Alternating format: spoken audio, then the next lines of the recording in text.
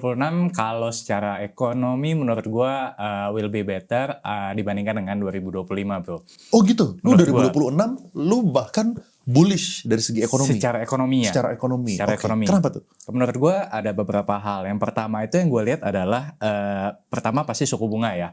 Suku bunga kita awal tahun ini udah mulai dari nggak bisa dibilang yang rendah banget, tapi juga nggak setinggi tahun lalu.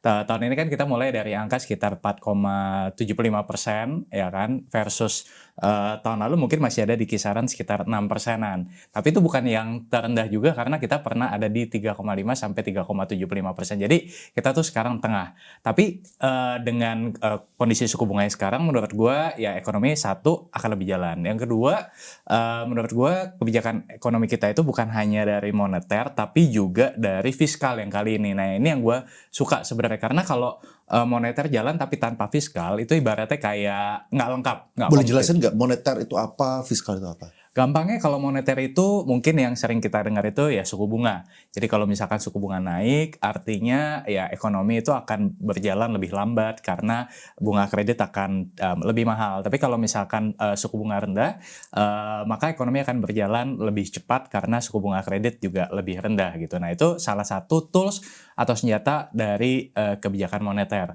Nah kalau kebijakan fiskal nih misalkan berupa pajak, berupa liquidity, jadi hal-hal yang di luar suku bunga.